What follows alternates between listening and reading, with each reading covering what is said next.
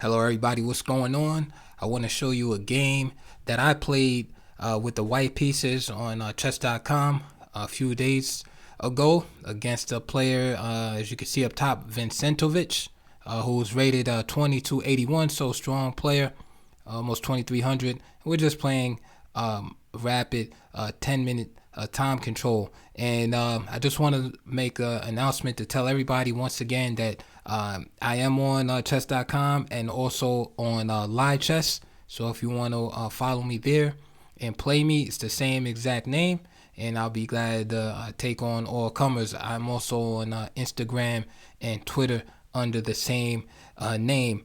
This game right here started out e4, e5, knight of 3, knight c6, and I played the move d4. And what I want to do is talk about playing open games and good reasons to play open games. Now, when I am on these platforms like chess.com and live chess, I do a lot of experimentation. I try to come up with ideas for videos, and I will play, just try out different opening systems just for the sake of illustrating a lesson. And here I decided to play an open game because I wanted to talk about the benefits of playing open systems against closed systems. I feel that when you're a developing player in chess, you should play open systems as much as possible, even if it involves playing gambits. You should do that in order to consistently test and sharpen your tactical ability. I find that a lot of players will avoid open positions because they might not feel secure, that strong tactically, and then they wind up playing systems like the Kali system, London systems, things, these kind of rinse, wash, repeat type systems, and avoid strengthening their chess by playing open games. And I find also that if you're a stronger player and playing closed systems against weaker players, sometimes the game will go on longer than it has to be, because since the play is of a closed nature, you're not able to expose that player's weakness early enough. For instance, if you play like advanced French variation, you could be playing against a guy 1500, but the game is gonna go for 50 moves because you can't expose his weakness because of the block nature of the position.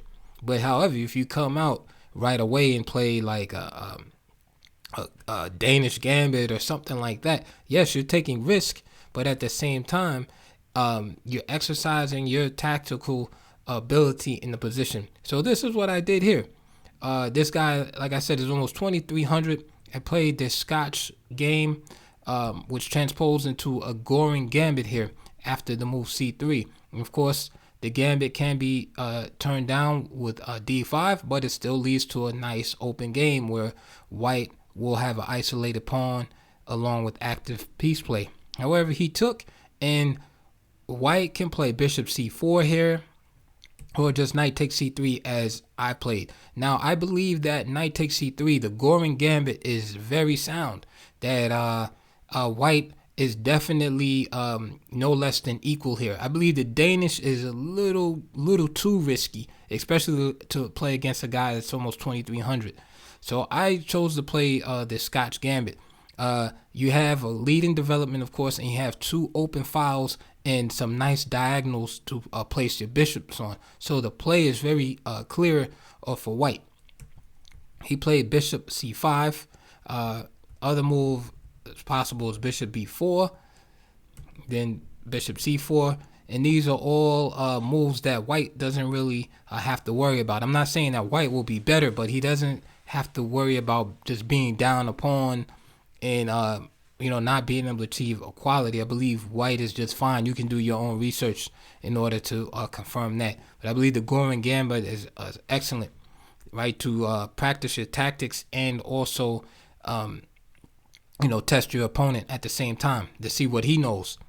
So, or she. Bishop c5 happened, and now bishop c4. And already black has to make an important choice. How do you develop that knight there? Do you play knight g7? knight g7, or you're going to play knight f6. In the game, he played knight ge7 against me. Knight f6 can be played, but again, it leads to some fireworks on the board. So for instance, e5, and then what? Knight g4, and then you're already creating some dilemmas on the board already. King takes f7, queen d5 check, and exploiting that bishop coming out to c5. And already white has more than enough, more than made up for his early gambit in the opening there. Another thing I like about this line is that a lot of players will automatically play d5 as black in response to you playing e5, because this is similar to lines played in other variations of the Scotch gambit. These variations are all cousins: Ponziani openings, Scotch gambit, some lines of the Gioco piano and Max Lang attack. And some of those lines, in response to white playing e5, black will play d5. Now, if a player is caught off guard and not really familiar, right, with the goring, it's easy to throw out d5 here. But here it's not too good. d5, you would just take, and just trade down everything. And already black is in some trouble at this point. And again, you can do further research on that.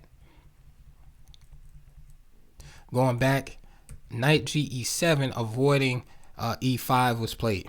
However, black has to deal with knight g5 from white, or attacking the f7 pawn. Now, let me say that when you're playing gambits, you have to play aggressively and fast. This is one of the benefits of playing gambits too. It forces you to try to extract every bit of advantage out of the position, because if you play too slow, then you will end up just being down material.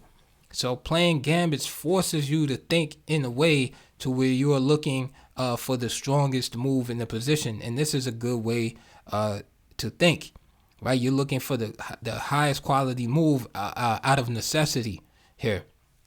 If white just castles or something like that, then black just castles and his king, goes into safety, and he plays d6, and then you just got to deal with that deficit.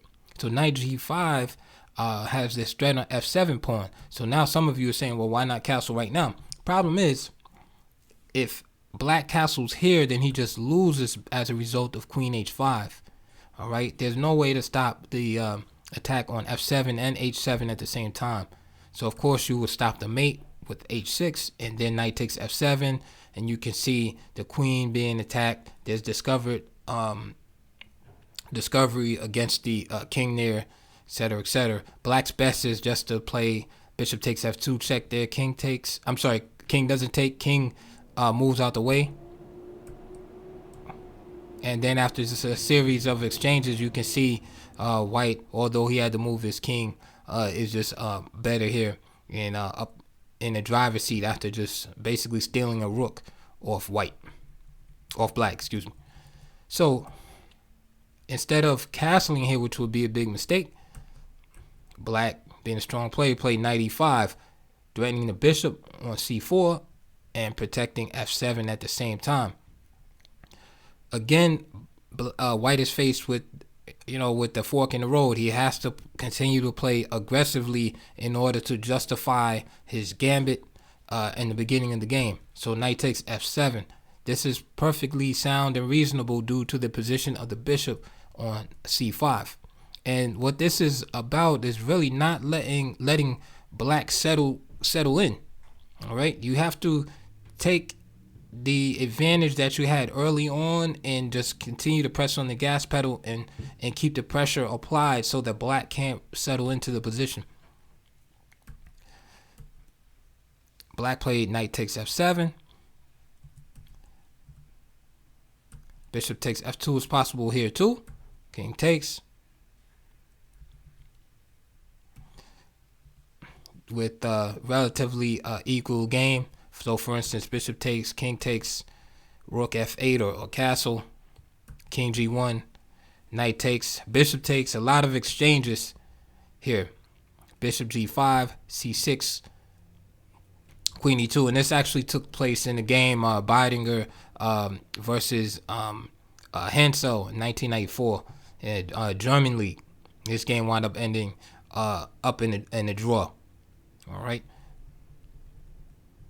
So you might ask, what does white have if black plays correctly for compensation? Well, white will usually have one or two things as compensation for his pawn deficit. One is usually there'll be some type of structural deficiency in black's position where his pawns will be mangled and doubled, right? Or white will just have a tremendous lead in development and attacking chances, okay, to compensate. So in a goring, if white plays correctly, he'll always have some kind of compensation to offset that material imbalance. This is a lot of the reason why players will decline the gambit altogether with d5. So knight takes f7, knight takes f7 is played, check, king takes, and now you can see the bishop on c5 attacked along with the king, knight g6, and now just queen takes c5. All right. So you can see here that white, due to his aggressiveness, has restored the material equality. However, black has lost his right to castle. White still retains his and has attacking chances due to all of the open lines created earlier in the game with the gambit. So black plays d6 and queen h5. So what's my idea here? I understand that black wants to basically move his rook out to somewhere, whether it's e8 or f8, and just tuck his king in to g8. So basically, for all intents and purposes, castling by hand. So I don't want to let him do that. Okay, if he's going to do that, I want him to make some more concessions in the position and compromise himself. So I don't allow him to move his rook from h8 because I'll just grab the pawn. So he plays c6.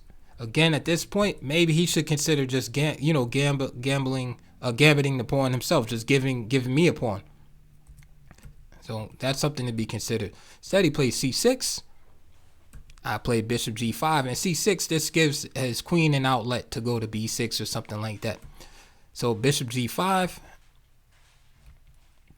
He plays queen a5, and he's trying to make something off of this pin on my queen on h5. All right, you see if the bishop moves, then my queen is hanging here. Here, maybe queen f8, even though it seems counterintuitive to block the rook in, but the king obviously needs some protection.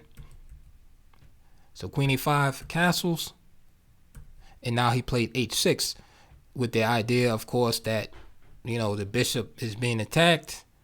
My queen is hanging. Maybe I lose a piece, but he's just trying to remove the threat against the h7 pawn so that he can't free his rook. Obviously, him being almost 2300, he sees that he's not going to win a piece here. I play queen f3 check, and the king has to move. The king has to move somewhere. So he goes to king g8, and it frustrates his intentions on getting that rook out. Bishop comes to a nice central location, and now bishop e6, queen g3. So now I start attacking again the vulnerable pieces in the position, and this is what open games will do for you. Is it creates that mentality that you have to just continuously attack. Another bit of advice I have for you is when you do start studying open games, look at the open games from the 19th century and the 18th century, the games from Paul Morphy and Lamborghini and McDonald, those old matches where you see a lot of blunders and things like that, because you'll see a lot of miniatures, and these miniatures are basically it's like looking at a tactical manual. All right, and by looking at those games, you'll build up your tactical arsenal. So after queen g3 attacking the pawn on d6 and the knight, he plays knight e5, which, solves both problems. However, by putting the knight on e5, that allows me to play the move f4, which has the dual purpose of driving the knight off that square in the center, and also it starts to open up the f file for my rook. This is bad news because black is still far behind in development. So now bishop d4, threatening mate in 1, rook h7, and now queen g6, threatening the bishop on e6. And you can see how I'm benefiting from having this open position. There's always some place for me to go where I can continue to harass the black pieces and constantly put pressure on the position. If the position was locked up, I wouldn't be able to do this. Bishop c4, now rook f3. Simple rook lift. I'm going to bring the rook to g3 or h3 at some point. c5. So he's trying to counterattack. And what I do want to say is that a lot of times most of the times rather, if someone is in a worse position and they try to fight back tactically, it usually backfires, right? It kind of like rides along the rule that Steinitz has that said attack must come out of a superior position. So this move, c5, I felt when it was played that, okay, there must be a good place for me to put the bishop. After all, c5, okay, he's attacking the bishop, but the d5 square is weakened as a result. And so it took me, about 5 seconds to find a good square for the bishop. So I just played bishop f6, again exploiting the fact that he can't capture the bishop. So he's left with more weakness, and my bishop is safe. Here he played king h8. After all, he wants to capture the bishop. And I just simply played this move, rook g3. He can't capture the bishop.